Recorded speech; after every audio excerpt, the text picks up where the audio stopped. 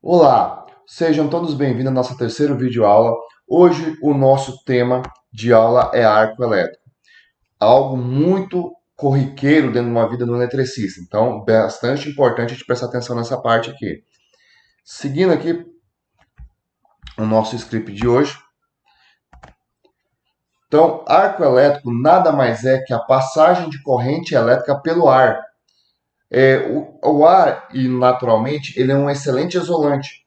Só que, devido ao efeito do campo eletromagnético ou de algum outro meio que faça a corrente elétrica romper a isolação do ar, ele vai aquecer a uma temperatura muito alta, até que o ar entre no estado de plasma. Quando ele entra no estado de plasma, os elétrons que estão nas moléculas de ar, eles vão conseguir fluir e transmitir a corrente elétrica. Para isso, ele vai, como eu disse, gerar uma temperatura muito grande, que vai de 6 a 30 mil graus Celsius.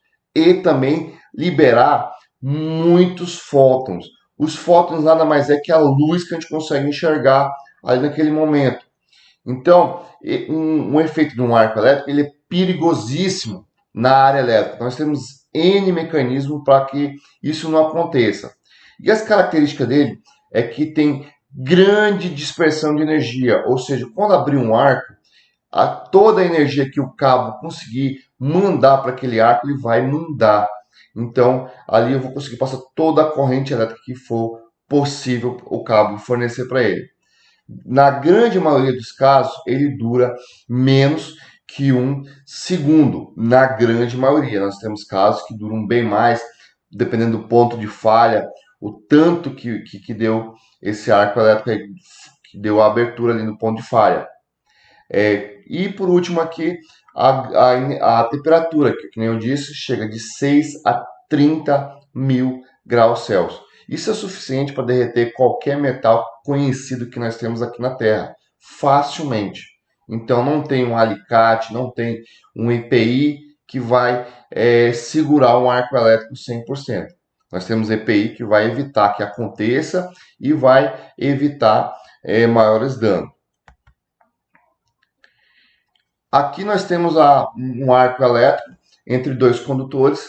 Então nós vemos aí o ar ionizado transmitindo a energia pelo ar. E aí nós temos aí também o formato característico do arco elétrico, que literalmente é um arco aqui. Nessa segunda foto aqui nós temos um arco de grandes dimensões. É um arco de uma rede de 500 mil volts. E esse arco tem mais de 15 metros de altura. Então, não importa a tensão, se é uma 127 ou se é 500 mil volts, que nem no caso dessa foto aqui. Os arcos acontecem em todas as tensões. Só que quanto maior a tensão, maior é a gravidade desse arco elétrico aí que vocês estão vendo. E aqui nós temos um arco elétrico característico do nosso trabalho, que é um arco de chave faca, no caso aí uma chave fusível. Entendeu? É um arco mais comum que a gente está passando por aí. Então as consequências, pessoal, são queimaduras de segundo e terceiro grau, entendeu? Potencialmente fatais. Por que não queimadura de primeiro grau? Pessoal, queimadura de primeiro grau é uma queimadura leve, aquela queimadura vermelhidão de sol. Entendeu? Queimaduras de segundo e terceiro grau são queimaduras onde eu já tenho presença de bolhas, eu tenho presença de carnes expostas. Entendeu? Seguindo aqui, ferimentos por queda do poste. Então, se a pessoa não tiver bem amarrada, bem presa lá em cima, com os devidos EPIs, ela vai acabar se assustando e soltando. Pessoal, preste atenção. Vocês, na atividade de vocês, vocês vão estar completamente equipados. Não vai ter um ponto do corpo dos senhores que, na abertura de uma chave, por exemplo, que eu consiga pegar o meu dedo e encostar direto na pele de vocês. Por quê? Vocês não vão estar totalmente equipados. Vão estar em cima de uma escada, vão estar com os EPIs adequados, com balaclava, protetor facial e afins. Então vocês vão estar o mais protegido possível. Lembra lá da segunda aula que eu falei da energia preguiçosa? É isso. Nós vamos deixar difícil para o choque elétrico passar por vocês. Então, se houver um arco elétrico, vocês não têm que se assustar e querer soltar os seus EPI para pular do poste para salvar de uma morte. Não, não é assim. Vocês vão, geralmente dura menos que um segundo, vocês vão ter calma e frieza. Se durar mais que um segundo, aí você vai pensar em descer calmamente do poste para que não aconteça uma queda do poste ali devido aí. Problemas na retina devido à onda de a emissão de radiação ultravioleta. Vamos dar um exemplo bem simples. Quem já parou para ver alguém soldar, vê que ficar olhando para aquela solda vai dar queimaduras nos seus olhos. Assim é com o arco elétrico. Também vai gerar queimaduras. E essas queimaduras são graves, entendeu? Às vezes são irreversíveis. Então, se haver um arco elétrico, não fique olhando diretamente para o arco elétrico, entendeu? Procure um outro ponto para estar olhando. Ferimentos devido à onda de explosão. Como eu disse, o ar vai aquecer e quando o ar aquece, ele se expande. E isso vai ocasionar uma onda de explosão que pode derrubar objetos, podem até mesmo balançar postes e outras coisas do tipo e vir a danificar ali, derrubar alguém ou cair algum objeto em cima de alguém, ou um veículo, alguma coisa do tipo. Ok? Ferimentos e queimaduras devido à ação de partículas incandescentes de metal derretido. Então, quando você vê um arco, quando você vê aquelas faíscas voando lá, aquelas faíscas, pessoal, nada mais são que pequenas quantidades de metal quente derretido, em temperaturas altíssimas. Se aquilo pega direto na pele, vai causar uma queimadura. Se aquilo cai num capim seco, vai gerar um incêndio. Então, muito cuidado com esse tipo de coisa que essas partículas podem ocasionar. Seguindo aqui, nosso próximo slide, nós temos aqui um gráficozinho bem simples. A exposição em de 1/10 de segundo a essas temperaturas vai causar o quê? A 63 graus vai causar uma queimadura curável. O seu próprio corpo vai estar ali fazendo a regeneração daquele pedaço. Mais que isso, a 96 graus Celsius, vai ter uma morte celular. Ou seja, vai ter que você passar o seu membro por um processo chamado raspagem, que é tirar toda aquela carne morta.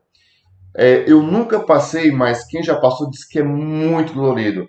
Eles comparam que é bem pior do que quando a pessoa leva um tombo de moto, de bicicleta e se rala, que vai no postinho e aquela enfermeira pega aquela buchinha e começa a esfregar. Diz que é muito pior, porque é um médico, vai pegar uma lâmina de bisturi e vai ali estar rapando aquela área danificada, para que não haja infecção. Então, e aí lembrando, pessoal, que o arco elétrico ele chega de 6 a 30 mil graus Celsius. Ou seja, se bater um arco elétrico direto numa pele, num braço, no membro, vai causar queimaduras sérias, gravíssimas. Entendeu? A superfície do Sol, só para ter um exemplo, é por volta de 5 mil graus Celsius, então é mais baixo. As roupas queimam entre 370 a 760 graus Celsius. Então, vai queimar. Os metais se fundem por mais ou menos 1000 graus Celsius, ou seja, eles derretem. Então, o arco elétrico ele atinge temperaturas muito mais altas do que podemos aí suportar com materiais normais. E só lembrando, pessoal, que o uniforme que vocês vão utilizar, ele não é a prova de fogo. Ele é retardante ao fogo. Ou seja, ele vai demorar mais tempo para queimar. O material, a fumaça que vai soltar daquele material queimando vai acabar extinguindo os incêndios. Então ele não é a prova de fogo, ele só retarda o incêndio. Nosso próximo slide aqui, nós temos aqui, o que a gente pode fazer para estar evitando esse choque elétrico, esse arco elétrico? Pessoal, primeiramente, a gente vai estar adotando os procedimentos de trabalho. Então, na nossa área, nós temos aí os procedimentos de trabalho. que nós temos que seguir fielmente. Antecipando lá, que nós vamos ver lá no CEP, o nosso famoso ditais. Se acostumem com essas palavras, com essas letras, entendeu? Ditais: desligar, isolar, testar, aterrar, impedir e sinalizar. Então, nós temos essas letras aí, que é o procedimento padrão da nossa concessionária, das nossas empresas terceirizadas que nós temos aqui no nosso estado. Então, se acostume com ditais. Nós vamos estar passando um materialzinho aqui no final da aula com a descrição completa dos ditais, e nós vamos ver isso mais a fundo lá no CEP. Mas vamos começar ali a aprender isso aí, que está aqui dentro do procedimento de trabalho. Entendeu? A utilização de EPIs e roupa de proteção adequada. Então, é bem simples a segurança de um arco elétrico. Procedimento e uso dos EPIs. E aí, dentro do procedimento, pessoal, cabe lembrar que, por exemplo, um simples desligar de uma rede, de uma chave faca, uma chave fusível, eu tenho vários procedimentos dentro dela. Então, utilizar o load buster, nós vamos estar aqui no treinamento prático, vamos ter o load buster para demonstrar para vocês. Utilizar detetores de tensões e utilizar os equipamentos. Abrir na sequência correta das chaves. Então, vai abrir uma chave faca, uma chave fusível, eu tenho uma sequência. E essa sequência tem que ser seguida. Entendeu? Então, eu tenho ali os procedimentos para estar trabalhando com segurança, para evitar o acidente.